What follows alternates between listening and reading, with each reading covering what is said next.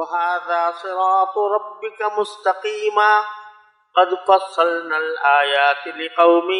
يذكرون لهم دار السلام عند ربهم وهو وليهم بما كانوا يعملون ويوم يحشرهم جميعا يا معشر الجن قد استكثرتم من الإنس وقال أولياؤهم من الإنس ربنا استمتع بعضنا ببعض وبلغنا أجلنا الذي أجلت لنا قال النار مثواكم خالدين فيها إلا ما شاء الله إن ربك حكيم عليم وكذلك نولي بعض الظالمين بعضا بما كانوا يكسبون يا معشر الجن والإنس ألم يأتكم رسل منكم يقصون عليكم آياتي وينذرونكم لقاء يومكم هذا قالوا شهدنا على أنفسنا وغرتهم الحياة الدنيا وشهدوا على أنفسهم أنهم كانوا كافرين ذلك أن لم يكن ربك مهلك القرى بظلم وأهلها غافلون ولكل درجات مما عملوا وما ربك بغافل عما يعملون وربك الغني ذو الرحمة إن يشأ يذهبكم ويستخلف من بعدكم ما يشاء كما أنشأكم من ذرية قوم آخرين إنما توعدون لآت وما أنتم بمعجزين قل يا قوم اعملوا على مكانتكم إني عامل فسوف تعلمون من تكون له عاقبة الدار إنه لا يفلح الظالمون. یہ سورہ انعام کی آیت نمبر 126 سے 135 تک میں نے آپ کے سامنے تلاوت کی ہے. ان آیات کا ترجمہ یہ ہے کہ یہ یعنی اسلام یا قرآن تمہارے پروردگار کا سیدھا سیدھا راستہ ہے. جو لوگ نصیحت قبول کرتے ہیں ان کے لیے ہم نے نشانیاں کھول کھول کر بیان کر دی. ان کے پروردگار کے پاس سکھ چین کا گھر ایسے ہی لوگوں کے لیے ہے اور جو عمل وہ کرتے رہے ہیں ان کی وجہ سے وہ خود ان کا رکھوالا ہے. اور اس دن کا دھیان رکھو جس دن اللہ ان سب کو گھیر کر اکٹھا کرے گا اور شیاطین جنات سے کہے گا کہ اے جنات کے گروہ تم نے انسانوں کو بہت بڑھ چڑھ کر گمراہ کیا. اے جنات کے گروہ تم نے انسانوں کو بہت بڑھ چڑھ کر گمراہ کیا. اور انسانوں میں سے جو ان کے دوست ہوں گے وہ کہیں گے اے ہمارے پروردگار ہم ایک دوسرے سے خوب مزے لیتے رہے اور اب اپنی اس میعاد کو پہنچ گئے ہیں جو آپ نے ہمارے لیے مقرر کی. اللہ کہے گا آگ تم سب کا ٹھکانا ہے جس کو تم ہمیشہ رہو گے الا یہ کہ اللہ کچھ اور چاہے. یقین رکھو کہ تمہارے پروردگار کی حکمت بھی کامل ہے علم بھی کامل. اور اسی طرح ہم ظالموں کو ان کے کمائے ہوئے اعمال کی وجہ سے ایک دوسرے پر مسلط کر دیں. اے جنات اور انسانوں کے گروہ کیا تمہارے پاس خود تم میں سے وہ پیغمبر نہیں آئے تھے جو تمہیں میری آیتیں پڑھ کر سناتے تھے اور تم کو اسی دن کا سامنا کرنے سے خبردار کرتے تھے جو آج تمہارے سامنے. وہ کہیں گے آج ہم نے خود اپنے خلاف گواہی دے دی ہے کہ باقی ہمارے پاس پیغمبر آئے تھے رب نے انہیں جھٹلایا تھا اور در حقیقت ان کو دنیا کی زندگی نے دھوکے میں ڈال دی اور اب انہوں نے خود اپنے خلاف گواہی دے دی کہ وہ کافر. یہ پیغمبر بھیجنے کا سلسلہ سب اس لیے تھا کہ تمہارے پروردگار کو یہ گوارا نہیں تھا کہ وہ بستیوں کو کسی زیادتی کی وجہ سے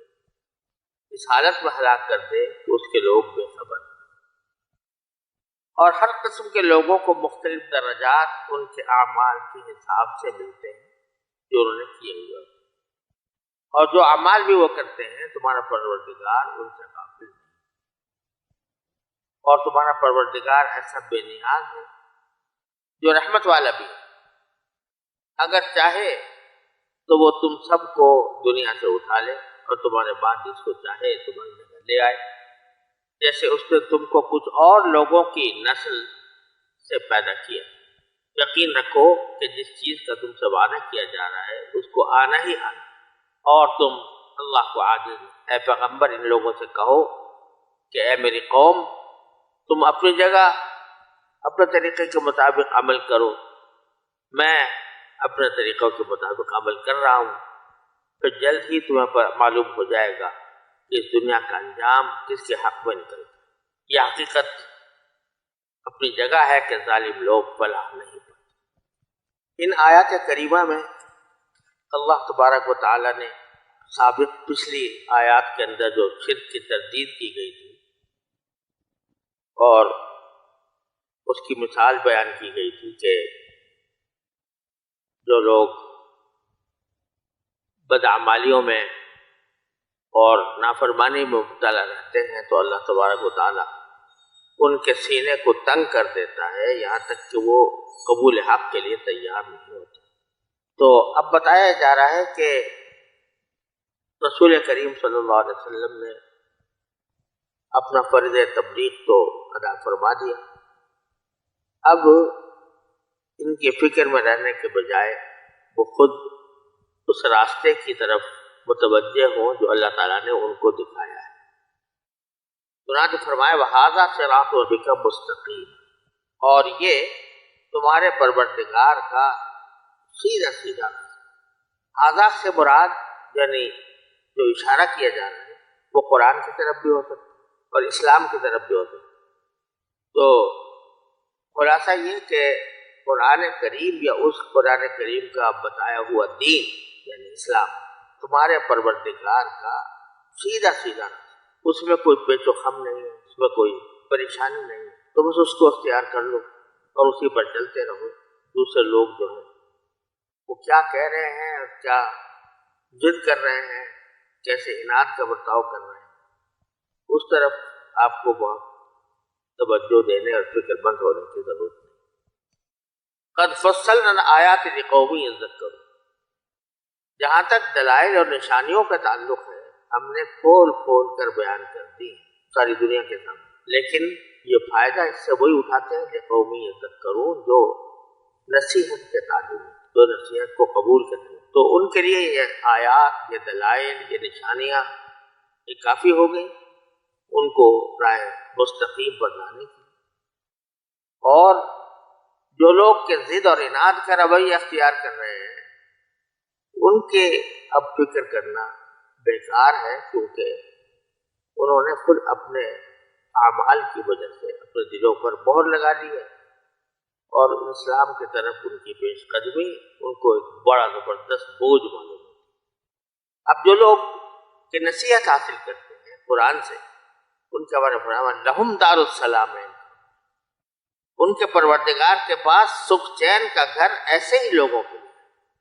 اب یہ ذرا غور فرمائیے کہ دار السلام سے پہلے لہم فرمایا، عربی زبان کے قاعدے کے لحاظ سے کمال کا مطلب ہوتا ہے حصر، یعنی دار السلام منحصر ہے اور صرف انہی لوگوں کو ملے گا جن کا ذکر پیچھے آیا کہ لقومی، تو انہی کے لیے ہے سکھ چین کا گھر دار السلام۔ سلام مصدر بھی ہے اور اسم کے طور پر بھی استعمال ہوتا ہے، اس کے معنی ہوتے ہیں سلامتی، جس کو اردو میں، اور سلامتی کا مطلب یہ ہے کہ کوئی بھی دکھ پاس نہ آئے، کوئی تکلیف پاس نہ آئے، اس کو چین کا اور سکھ چین اس کو کہا جا سکتا ہے۔ تو وہ گھر جو سکھ چین کا گھر ہے وہ انہی کا حق ہے، لہم دار السلام۔ اور یہ سکھ چین کا گھر ظاہر ہے کہ یہاں دنیا کے اندر عام طور سے کسی شخص کو ایسا سکھ چین نصیب نہیں ہوتا جس میں کسی نہ کسی غم کی، کسی نہ کسی تکلیف کی آمیزش نہ ہو. لہذا خالصتاً سکھ چین کا گھر تو جنت ہی. تو لہم دار السلام، جو لوگ نصیحت حاصل کرتے ہیں قرآن کریم سے، انہی کے لیے ہے سکھ چین کا گھر عند ربی. وہ سکھ چین کا گھر کہاں ہے؟ وہ ان کے پروردگار کے پاس. وہو ولیہم، اور پروردگار خود ان کا رکھوالا. یہاں اللہ تبارک و تعالیٰ نے جو الفاظ استعمال فرمائے ہیں اس کو اگر آدمی غور سے دیکھے اور سمجھے تو یہ ایک ایسی کیفیت کا بیان ہے جو سمجھنے کی ہے، محسوس کرنے کی ہے. بیان کرنا اس کو آسان نہیں. جب یہ فرمایا کہ سکھ چین کا گھر انہی کے لیے ہے، اتنا کہہ دینا بھی کافی تھا کہ سکھ چین کا گھر یعنی جنت وہ انہی کو ملے گی. لیکن فرمایا عند ربی، وہ سکھ چین کا گھر ان کے پروردگار کے پاس ہے. یعنی جب وہ اس دارالسلام میں پہنچیں گے، سکھ چین کے گھر میں پہنچیں گے، تو ان کو اپنے پروردگار کا قرب حاصل ہو. عند ربی، پروردگار کا قرب حاصل ہو. تو ایک تو یہ ہے کہ سکھ چین کا گھر انسان کو مل جائے اور وہ اس میں عیش کرتا رہے، لیکن جو اس کا پروردگار ہے اس سے اس کا کوئی تعلق نہ ہے. تو سکھ چین تو وہ بھی کارآمد ہی سمجھا جائے گا، لیکن وہ سکھ چین جو کسی کی سرپرستی سے محروم ہو، اپنے مالک اور خالق کی سرپرستی سے محروم ہو، وہ سکھ چین در حقیقت مکمل نہیں ہو سکتا. اس لیے فرمایا کہ عند ربی، وہ سکھ چین ان کو اپنے پروردگار کے پاس ملے گا، جس کے معنی یہ کہ وہ اپنے پروردگار کے قریب ہو. صرف اتنی بات نہیں بلکہ فرمایا وہ ولی، اور وہ یعنی ان کا پروردگار خود ان کا رکھوالا ہوگا. تو عند ربہم میں یہ بتایا جا رہا ہے کہ یہ لوگ جو نصیحت پر عمل کرتے ہیں وہ پروردگار کے پاس ہوں گے، ان کو پروردگار کا قرب حاصل ہوگا، اور باری تعالیٰ ان کے رکھوالے ہوں گے. وہ ولیہم، تو باری تعالیٰ قریب ہوں گے اپنے ان بندوں. قرب دو طرفہ ہوگا، یہ اللہ کے بندے اپنے پروردگار کے قریب، اور وہ یعنی اللہ تبارک و تعالیٰ ان کے قریب. اب یہ وہ کیفیت ہے کہ جس کا الفاظ میں جس کو تعبیر کرنا بہت مشکل ہے کہ اللہ تبارک کے بندہ اللہ تعالیٰ کے قریب ہو جائے اور باری تعالیٰ اس کے قریب ہو جائے. دونوں کیفیتیں اکٹھی یہاں دنیا میں اگر دیکھا جائے تو پروردگار تو قریب ہے انسان کے، اس لیے کہ قرآن کریم میں فرمایا نحن اقرب الیہ من حبل الورید، کہ ہم بندے کے زیادہ قریب ہیں اس کی شہرک سے بھی. تو ہر انسان جو بھی ہے جہاں بھی ہے اللہ تبارک و تعالیٰ اس کے قریب ہے، لیکن اس کے قریب ہونے کا فائدہ بندے کو اس وقت تک حاصل نہیں ہوتا جب تک کہ خود اس کو باری تعالیٰ کے قریب ہونے کی طلب نہ، کہ میں بھی باری تعالیٰ کے قریب ہوں. تو ہوتا یہ ہے کہ باری تعالیٰ تو قریب ہے، لیکن ہم اپنے اعمال کی وجہ سے، اپنے افکار کی وجہ سے، اپنے دنیاوی لذتوں کی وجہ سے اس قرب کا احساس نہیں. اس کا نتیجہ یہ ہوتا ہے کہ جیسا کسی شاعر نے کہا کہ تو خلاصہ یہ ہوتا ہے دنیا کے اندر کہ اللہ جل جلالہ تو ہمارے قریب ہے ہر حالت میں، لیکن ہم اس کے قریب نہیں ہو پاتے. وہ کیوں نہیں ہو پاتے؟ کہ ہمارا دھیان، ہماری توجہ، ہماری خواہشات وہ اپنی طرف متوجہ رکھتے ہیں، اللہ جل جلالہ کی طرف ہماری توجہ اس درجہ نہیں ہوتی. تو یک طرفہ قرب ہے، دو طرفہ قرب نہیں.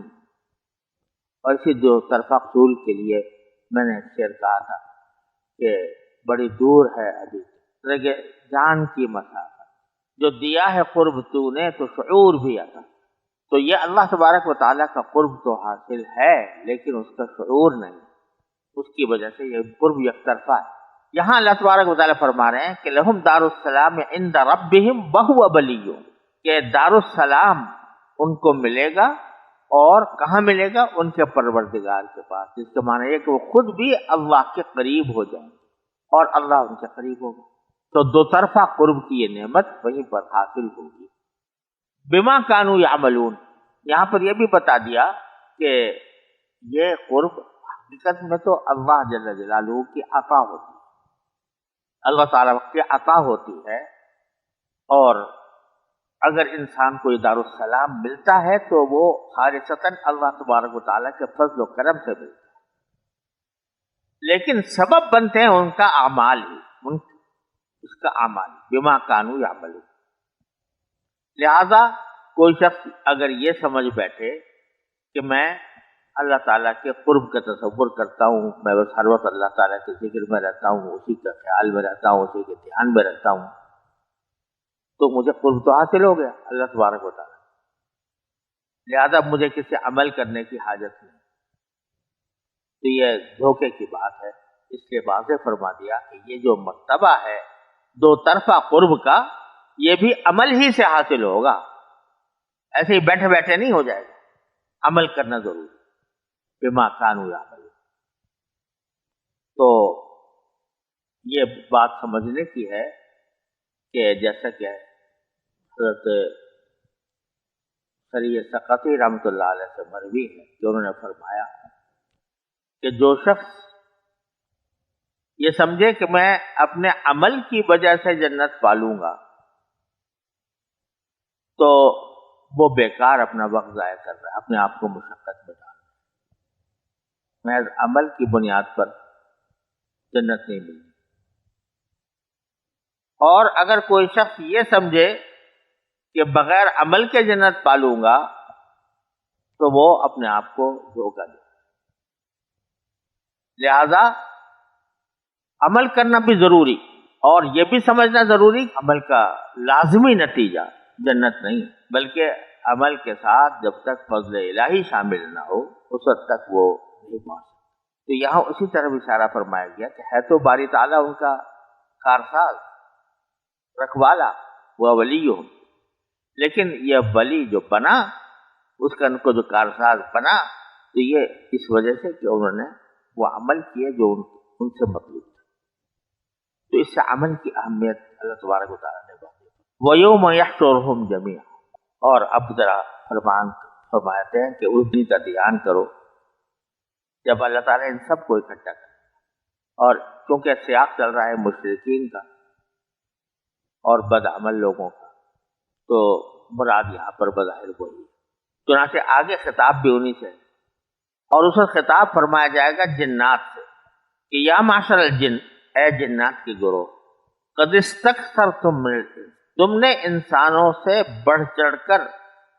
حصہ لے لیا، رفتمان، یعنی بڑھ چڑھ کر ان کو گمراہ، خوب گمراہ، اور تم نے انسانوں سے جو لذت لینی تھی کہ ان کو گمراہ کر کے مزہ آئے، وہ تم نے حاصل کر لیا۔ اب یہ خطاب تو تھا جنات سے کہ تم نے انسانوں کو بہت گمراہ کیا، بڑھ چڑھ کر گمراہ، لیکن اس وقت میں جنات تو کچھ بول نہ پائیں گے دہشت کی وجہ سے کہ ہم نے واقعی ان کو گمراہ کیا۔ لیکن جن لوگوں نے ان کی گمراہی قبول کی تھی وہ انسان، تو وہ کہیں گے وقال اولیاؤہم من الانس، تو جو ان کے انسانوں میں دوست تھے وہ کہیں گے کہ ربنا استمتع بعضنا ببعض، کہ اے ہمارے پروردگار ہم ایک دوسرے سے خوب مزے لیتے رہے۔ یعنی انسان کہتے ہیں کہ ہم نے شیاطین سے مزے اس لیے لی کہ شیاطین ہمیں جن کاموں کی طرف لے جاتے تھے اس میں مزہ بہت آتا تھا، یہ ایسے گناہوں کی طرف ہمیں لے جاتے تھے جس میں ہماری خواہشات کی تسکین ہوتی، تو مزہ لیتے تھے ہم شیاطین کی وجہ سے۔ اور دوسری طرف یہ ہم سے مزہ لیتے تھے کہ ان کو یہ احساس ہوتا تھا کہ ہم نے انسانوں کو گمراہ کر دیا، اور اس کے وجہ سے ہماری ایک سیادت قائم ہوئی، ہماری ایک طرح سے رہنمائی کا منصب ہمیں حاصل ہوا. تو یہ ہم ایک دوسرے سے نفع اٹھاتے رہے. وبلغنا اجلنا الذی اجلت لنا، اور اب ہم اس میعاد تک پہنچ گئے ہیں جو آپ نے ہمارے لیے مقرر کی تھی. یعنی ہم مر گئے، قبر میں چلے گئے، دوبارہ اٹھ گئے اور اس جگہ میدان حشر میں آپ کے ساتھ آ گئے. صرف اتنا ہی کہہ پائے. آگے شاید یہ کہنا چاہتے ہوں گے کہ جو حقیقت ہے کہ ہم نے ایک دوسرے سے نفع اٹھایا، یہ حقیقت ہے کہ ہم نے وہ ساری زندگی گزار دی، لیکن اب یہ ہم پر رحم کر دیجیے، اب ہمیں معاف کر دیجیے. لیکن آگے معافی کرنے کا نہ حوصلہ ابھی نہیں ہوا ہوگا کہ بیچ میں ہی اللہ تبارک و تعالیٰ فرمائیں گے قال النار مثواکم، باری تعالیٰ فرمائیں گے کہ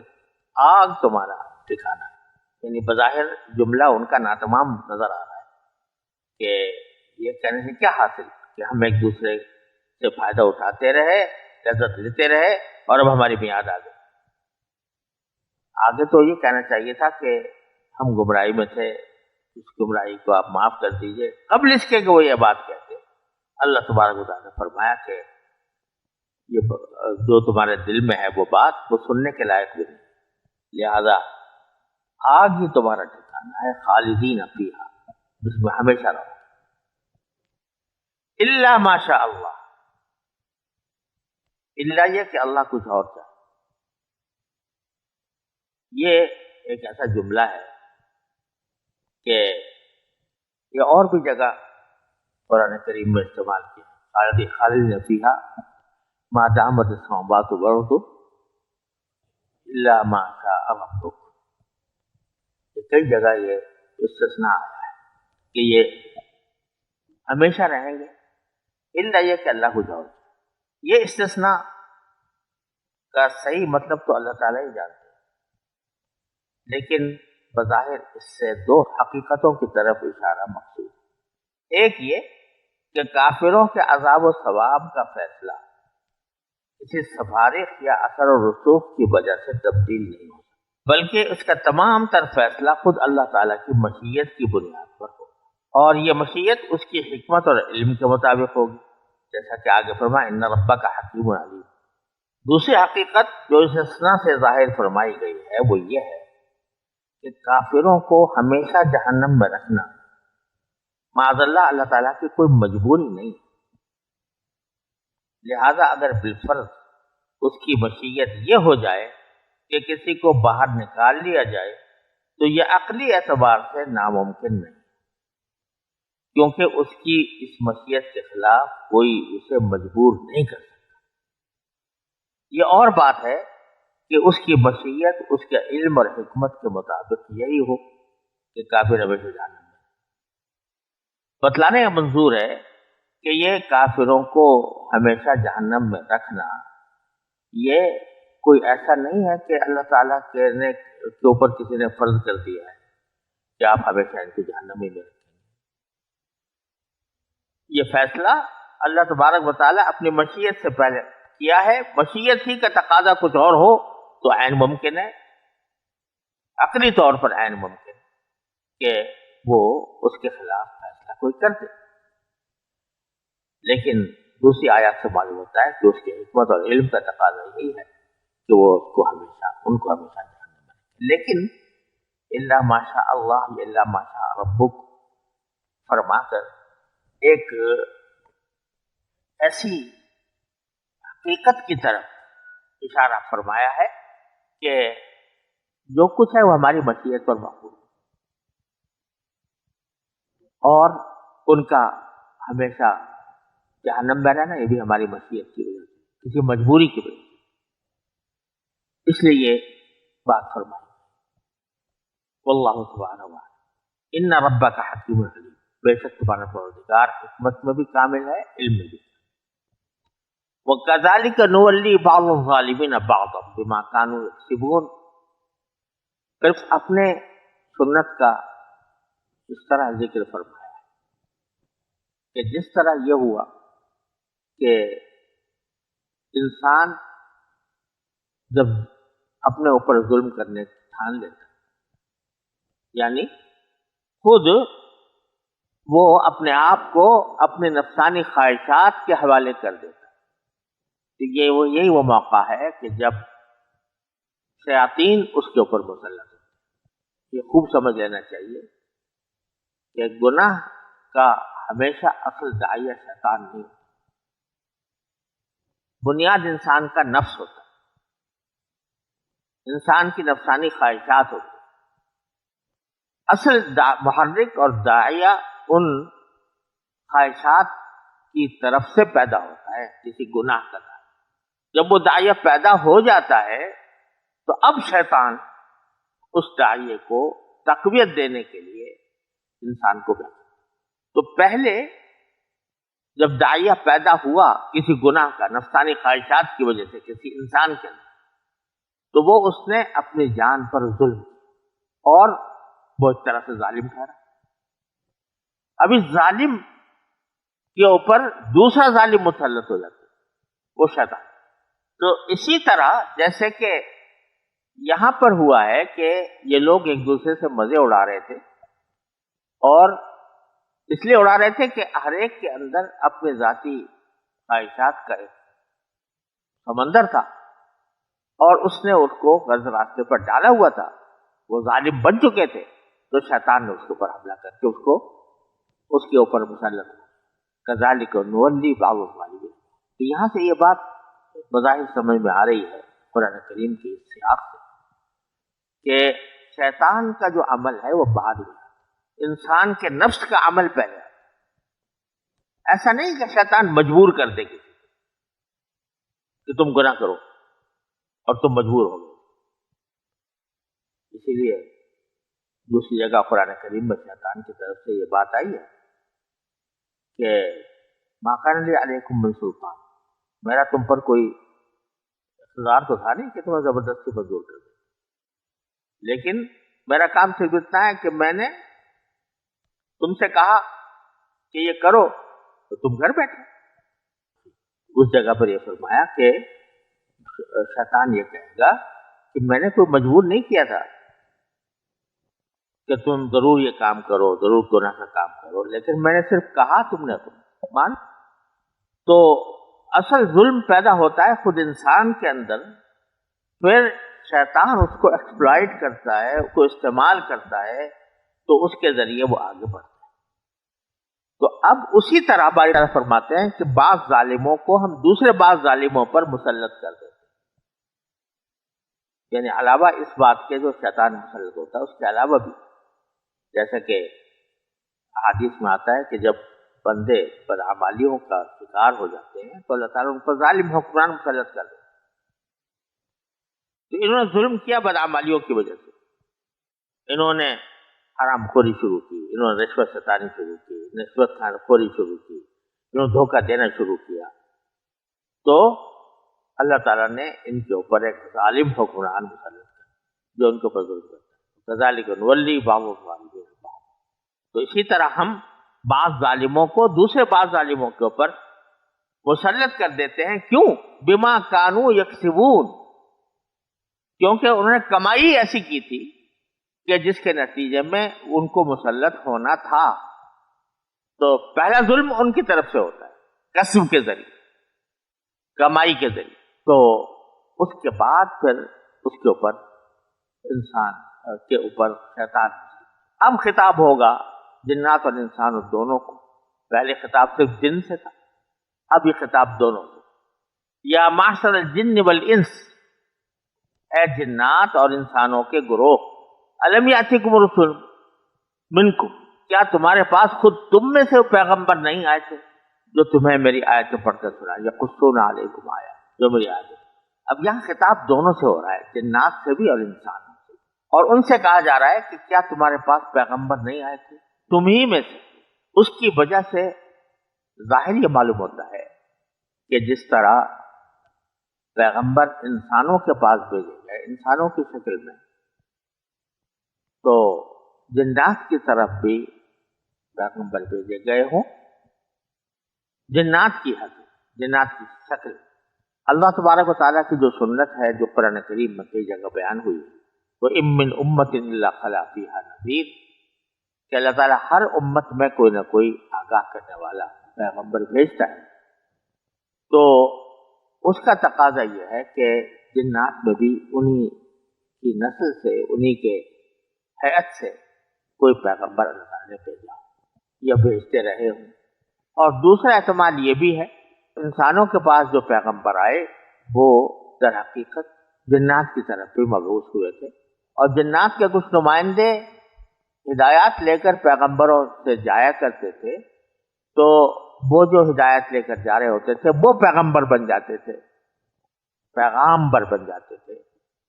باقی جنات۔ بہرحال جو بھی صورت ہو، یقیناً باری تعالیٰ کے عدل و انصاف کا تقاضا یہی ہے، تقاضے سے یہی بات معلوم ہوتی ہے کہ وہ جنات کے پاس بھی پیغمبر بھیجتے تھے جس طرح انسانوں کے پاس بھیجتے تھے، چاہے وہ جنات کی میں ہی براہ راست مبعوث ہوئے ہوں یا انسانوں میں مبعوث ہوئے، اور پھر انسانوں نے پیغمبروں نے جنات میں سے کسی کو اپنا نمائندہ بنا کر ان کے پاس تبلیغ و دعوت کی۔ یقصون علیکم آیاتی، جو تمہارے سامنے میری آیتیں پڑھ کر سناتے، وَيُنذِرُونَكُمْ لِقَاءَ يَوْمِكُمْ هَذَا، اور تمہیں اس دن کا سامنا کرنے سے خبردار کرتے تھے جو آج تمہارے سامنے، بتاتے تھے کہ یہ دن آنے والا۔ اب اس کے جواب میں ان کے پاس کچھ اور عذر ہوگا نہیں، تو کہیں گے قالوا شہدنا علی، ہم خود اپنے خلاف گواہی دیتے ہیں کہ واقعی آئے تھے ہمارے پاس پیغمبر، ہمیں بتایا بھی گیا تھا، ہمیں سمجھایا بھی گیا تھا، لیکن کیا ہوا کہ ہم اس سے فائدہ نہ اٹھا سکے۔ بیچ میں اللہ تعالیٰ اس کی وجہ بیان فرماتے ہیں، غرتھم الحیات، وجہ یہ ہے کہ دنیاوی زندگی نے ان کو دھوکے میں ڈال دیا کہ بس جو کچھ ہے یہی دنیاوی زندگی ہے، اسی کے عیش و آرام ہے، اسی کے مزے ہیں، اسی کی وجہ سے یہ پیغمبروں کی دعوت پر انہوں نے کان نہیں دیا۔ وَشَهِدُوا عَلَىٰ أَنفُسِهِمْ أَنَّهُمْ كَانُوا كَافِرِينَ، اور وہ اپنے آپ کے خلاف گواہی دے جائیں گے کہ وہ کافر تھے۔ پیچھے ایک جگہ یہ گزرا ہے کہ وہاں پر وہ انکار کریں گے، واللہ ربنا ما كنا مشرکین، کہ ہم تو قسمیں کھا جائیں گے کہ ہم تو مشرک نہیں تھے۔ لیکن یہ ابتدا کی بات ہے، بعد میں جب اللہ تبارک و تعالیٰ ان کے کفر کو ان کے اپنی اعضاء و جوارح کی گواہی سے ثابت کر دیں گے تو پھر کوئی راستہ ہی نہیں رہے گا، اس لیے وہ کہیں گے کہ اپنے اوپر گواہی دیں گے کہ وہ کافر تھے۔ اور یہ جو ہم نے پیغمبروں کو بھیجنے کا سلسلہ رکھا تھا اس کی وجہ بیان فرماتے ہیں، وَذَلِكَ أَن لَّمْ يَكُن رَّبُّكَ مُهْلِكَ الْقُرَىٰ بِظُلْمٍ وَأَهْلُهَا غَافِلُونَ، کہ تمہارا پروردگار ایسا نہیں ہے کہ وہ بستیوں کو ہلاک کر ڈالے ظلم سے جبکہ اس کے رہنے والے غافل ہوں، یعنی ان کو بتایا نہ جائے کہ بھئی تمہارے زندگی کا مقصد کیا ہے، تمہارا نصب العین کیا ہے، اور تمہیں ایک دن اللہ کے سامنے کھڑا ہونا ہوگا، اپنے اعمال کا جواب دینا ہوگا۔ جب تک ان کو یہ بتایا نہ جائے اس کے بغیر اللہ تعالیٰ جا کر کسی بستی کو ہلاک کر دے، یہ اللہ تعالیٰ کے عدل کے خلاف ہے، تو اللہ تعالیٰ ایسا نہیں ہے، تو اسی لیے ہم نے سب کے پاس پیغمبر بھیجے۔ وَلِكُلٍّ دَرَجَاتٌ مِّمَّا عَمِلُوا، اور ہر قسم کے لوگوں کو مختلف درجات ان کے اعمال کے حساب سے ملتے ہیں، یعنی یہ نہ اچھائی میں بالکل ایک ہی درجہ ہے، نہ برائی میں ایک ہی درجہ ہے۔ اچھائی میں بھی درجات ہیں کہ ایک ادنا درجہ ہے اچھائی کا، پھر اس سے اعلیٰ ہے، پھر اس سے اعلیٰ ہے، پھر اس سے اعلیٰ ہے، درجات ہیں نیکیوں کے۔ برائیوں کے بھی درجات ہیں، مثلا ایک مکروہ تنزیہی ہے، ایک مکروہ تحریمی ہے، ایک ناجائز ہے، ایک حرام ہے، وغیرہ وغیرہ، اور ایک شرک ہے، کفر ہے۔ تو ہر ایک کے کچھ درجات، مما عملو، ان اعمال کی بنا پر جو انہوں نے کیے۔ تو یہ نہیں ہے کہ سب کو ایک لاٹھی سے ہانکا جائے گا، بلکہ ہر انسان کے عمل کے مطابق اس کے لیے درجہ مقرر کیا جائے گا، چاہے جنت میں ہو چاہے جہنم میں ہو۔ لِكُلٍّ دَرَجَاتٌ مِّمَّا عَمِلُوا۔ اور سوال یہ پیدا ہوا، یہ تو بڑا مشکل کام ہے کہ بھائی یہ تو کہ ہر ایک کی ڈگری متعین کرنا کہ یہ کس درجے کا بدکار تھا اور کس درجے کا یہ نیک تھا،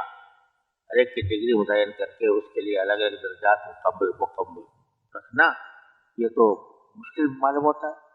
تو باری تعالیٰ فرماتے ہیں وَمَا رَبُّكَ بِغَافِلٍ، تمہارا پروردگار غافل نہیں ہے ان اعمال سے جو لوگ کرتے۔ وَرَبُّكَ الْغَنِيُّ ذُو الرَّحْمَةِ، یہاں عجیب بات یہ فرما دی کہ یہ جو ہم مختلف لوگوں کو مختلف درجات میں رکھیں گے، چاہے وہ نیکی میں ہوں درجات یا بدی میں ہوں، تو حقیقت تو یہ ہے کہ باری تعالیٰ بے نیاز ہے۔ تمہاری نمازوں سے اس کو کوئی فائدہ نہیں پہنچتا، تمہاری عبادت سے اس کو کوئی فائدہ نہیں پہنچتا، تم کتنے ہی سجدے میں پڑے رہو اللہ تبارک و تعالیٰ کی بارگاہ میں، اس کی کبریائی میں، اس کی عظمت و جلال میں ایک حبہ اضافہ نہیں ہوتا۔ مجھے اتنا علی و عظیم ہے وہ ہے، کسی بندے کی عبادت سے اس کی عظمت میں کوئی اضافہ نہیں ہوتا، یار وہ بے نیاز۔ اسی طرح جو گناہ کرتا ہے یا کفر کرتا ہے، اس کے کفر اور گناہ سے باری تعالیٰ کی عظمت شان میں حبہ برابر کمی نہیں ہوتی، تو وہ غنی ہے۔ اس غنی ہونے کا تقاضا یہ تھا کہ وہ چھوڑ دے انسانوں کو جیسا کر رہے ہیں، برا کر رہے ہیں برے کرتے رہیں، اچھا کر رہے ہیں اچھے کرتے رہے، نہ ان کو ثواب دے نہ ان کو عذاب دے۔ تو اللہ تعالیٰ فرماتے ہیں غنی ہونے کا تقاضا تو بے شک یہ تھا کہ ہمیں دھیان ہی نہ ہو کہ کون کیا کرتا ہے، لیکن وہ ذو الرحمہ بھی اور رحمت والا، لہذا اپنے رحمت کی بنیاد پر وہ انسان کے اعمال کے لحاظ سے ان کے لیے درجات مقرر کرتا ہے کہ کس کو کیا ملنا چاہیے۔ تو اسی رحمت کی بنیاد پر اللہ تعالیٰ نے نیکوں کے لیے درجات مقرر کیے ہیں، اور اسی طریقے سے بدی کرنے والوں ان یشاء یذہبکم، اگر وہ چاہے تو تم سب کو لے جائے، لفظی معنی یعنی اٹھا لے دنیا سے، وَيَسْتَخْلِفْ مِن بَعْدِكُم مَّا يَشَاءُ، اور تمہارے بعد ایسے لوگوں کو تمہارا نائب بنا دے جس کو چاہے، جس کو چاہے۔ بظاہر ہونا چاہیے تھا وَيَسْتَخْلِفْ مِن بَعْدِكُم مَّن يَشَاءُ، کہ کسی اور انسان کو تمہاری جگہ لے آئے انسانوں کو، لیکن فما یشاء، اس کا معنی یہ کہ اللہ تبارک و تعالیٰ کو کچھ بعید نہیں کہ وہ غیر ذوی العقول کو تمہارا نائب بنا، بے جان چیزوں کو نائب بنا، تمہاری جگہ تمہیں ہٹا، کما انشأکم من ذریۃ قوم آخرین، جیسے کہ تم کو اس نے پیدا کیا دوسرے قوم کی نسل سے۔ اگر غور کرو تو 100 سال پہلے جو لوگ تھے، 100-150 سال پہلے، وہ سب چلے گئے، دوسری نسل آ گئی۔ اسی طریقے سے تمہیں اگر ختم کر دے اور کوئی دوسری نسل لے آئے تو اللہ تبارک تعالیٰ کی قبضہ قدرت میں یہ بھی، لیکن چونکہ وہ رحمت والا ہے اس لیے اس طرح تمہیں ختم نہیں کر رہا، بلکہ پہلے انبیاء بھیج کر، آسمانی کتابیں بھیج کر تمہیں آگاہ کرتا ہے، پھر اس کے بعد اس کے اوپر جزا و سزا کا ترتب ہوتا ہے۔ انما توعدون لآت، یقین رکھو کہ جس چیز کا تم سے وعدہ کیا جا رہا ہے اس کو آنا ہی آنا ہے، وما انتم بمعجزین، اور تم اللہ کو عاجز نہیں۔ لہذا اب یہ کرو، نبی کریم صلی اللہ علیہ وسلم سے خطاب ہوتا ہے کہ اب ان کافروں سے کہو قل یا قوم اعملوا علی مکانتکم، اے میری قوم تم عمل کرتے رہو اپنی جگہ پر، یعنی اپنے طریقے کے مطابق۔ انی عامل، میں بھی کاربند ہوں اپنے طریقے۔ اب یہاں پر بھی ایک بلاغت ہے کہ قوم سے کہا گیا کہ تم جس طرح چاہو عمل کرتے، اس میں حدود ہے، اور آگے پیغمبر کے لیے فرمایا انی عامل، میں استمرار کے ساتھ عمل کرتا ہوں، یعنی تمہارے اعمال میں تبدیلی آ سکتی ہے، کبھی کچھ کرو گے کبھی کچھ کرو گے، اپنے طریقے سے ہوتا ہے، میرے عمل میں تبدیلی نہیں آتی، میں تو جو اللہ کا بیان کیا وہ عمل ہے وہی کروں گا۔ انی عامل،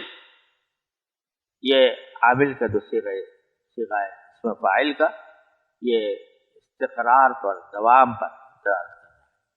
کہ میرے عمل میں استقرار ہوگا، دوام ہوگا، وہ عارضی قسم کا عمل ہے۔ فسوف تعلمون من تکون لہ عاقبۃ الدار، اب تمہیں جلد ہی پتہ لگ جائے گا کہ اس دنیا کا انجام کس کے حق میں۔ یہاں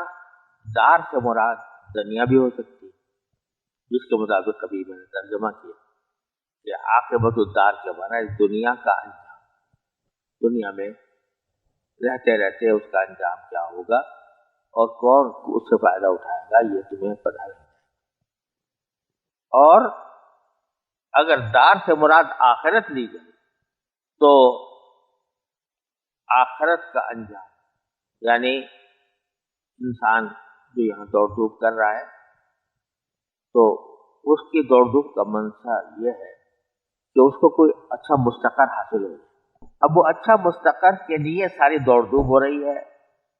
مقابلے ہو رہے ہیں، امتحانات ہو رہے ہیں۔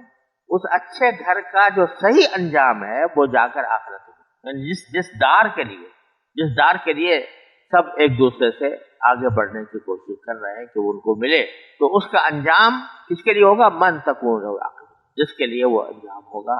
دار آخرت کا۔ اس صورت میں عاقبۃ الدار جو ہے یہ در حقیقت صفت کی اضافت موصوف کی طرف کہ یعنی وہ دار جو انجامن کار ملے گا وہ کس کو ملے، تو یہ معنی بھی ہو سکتا ہے۔ اور یہ معنی بھی ہو سکتے ہیں کہ دار سے مراد دنیا کا دار ہے کہ دنیا کا انجام وہ کس کے حق میں ہو، لیکن یہ پہلے ہی سے اعلان کر دیا کہ انہ لا یفلح الظالمون، یہ بات طے ہے کہ ظالم لوگ کو۔ تو خلاصہ یہ کہ اللہ تبارک و تعالیٰ نے حشر و نشر کے کچھ مناظر بیان کر کے ہمیں یاد دلایا ہے کہ ہمارے سامنے یہ مناظر آئیں گے، لہٰذا اس کے لیے کچھ تیاری، اور وہ یہ ہے کہ انسان اپنے آپ کو ظلم سے بچائے، شرک سے بچائے، اور ان گناہوں سے اپنے آپ کو محفوظ رکھے جو اللہ تعالیٰ نے حرام کرا۔ وصلی اللہ تعالیٰ